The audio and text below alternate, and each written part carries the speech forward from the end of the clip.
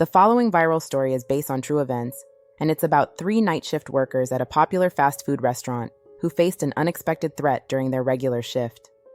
What started as a typical summer night turned into a fight for survival when they discovered they weren't alone. This chilling encounter reveals how a local resident's warnings about the strange figure in the bushes turned out to be frighteningly real. You know how sometimes the most normal nights can turn into something straight out of a nightmare? Well, this happened to me last summer, and I still get chills thinking about it. I was working at this place called Burger Bite. Yeah, one of those late-night fast food joints that's always hiring. The pay wasn't great, but at least I got to work with my best friend Mike.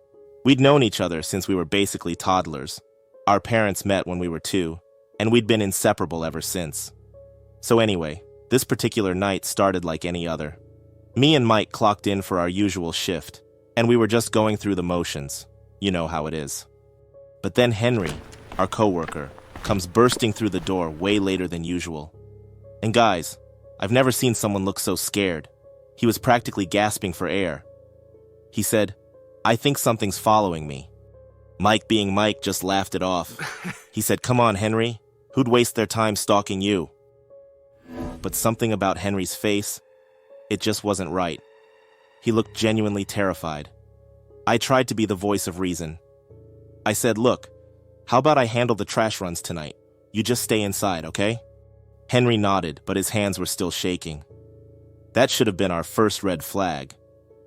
The next hour or so was pretty normal. We had a few customers come through, nothing unusual. Then around 8:30, this local homeless guy who always hangs around came in. Now, he'd been telling us about some man in the bushes for about a week, but we never took him seriously. I mean, he was always asking for money, you know? But this time, Henry completely lost it. He said, See? I told you guys. There is something out there." Mike had to calm him down while I talked to the homeless guy, who just wanted his usual handout. After he left, it was time for me to take out the trash. I grabbed the bags and headed to the dumpster out back. And that's when I heard it. This weird grunt and the sound of bushes moving. I'm not ashamed to admit I made the sign of the cross and ran back inside so fast I probably broke some kind of record. Just when we thought things couldn't get weirder, a customer pulled up to the window. But this wasn't a normal customer. This person was hurt, badly. They managed to say help before, well, they stopped moving entirely. Henry started screaming, and it took both me and Mike to keep him from completely losing it. "Mike, call the authorities," I said, trying to keep my voice steady. "Tell them exactly what's happening." That's when I heard it, this tapping sound at the drive-through window. There was something there, something that shouldn't have been there, and it wasn't friendly. Whatever it was moved to the back of the restaurant. We gathered whatever we could find to defend ourselves. Brooms, mops, anything.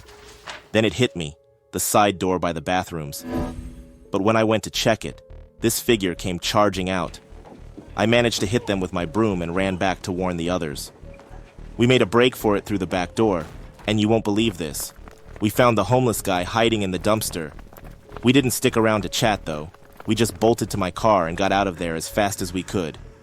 Later, our manager called us back for questioning. The authorities were involved by then. Turns out there had been a series of incidents in the area. 12 people lost their lives over the previous week. They caught the guy responsible that night. Want to know the crazy part? We got fired. Not because of anything that happened with the incident, but because we left before our shift was over. Can you believe that? Talk about misplaced priorities. I've had other weird experiences since then, but that night at Burger Bite, that was something else. Sometimes I wonder if we should have seen the warning signs earlier. But when you're young and working minimum wage, the last thing you expect is to end up in a situation like that. The funny thing is, I'm actually glad we got fired. These days I stick to day shifts only. Some things just aren't worth minimum wage, you know what I mean? This next story follows a night shift worker whose mundane routine was shattered by a shocking crime. Listen as the narrator recounts the eerie events that transformed casual late-night coffee runs into a waking nightmare. This haunting tale demonstrates how quickly ordinary moments can turn extraordinary, and how misplaced trust can lead to devastating consequences. This story is based on true events. Names of individuals, businesses, and specific locations have been changed for privacy and legal reasons.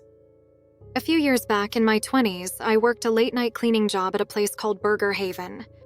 My shift ran from 11 p.m. to 4 a.m., so I spent hours deep cleaning while everyone else was asleep.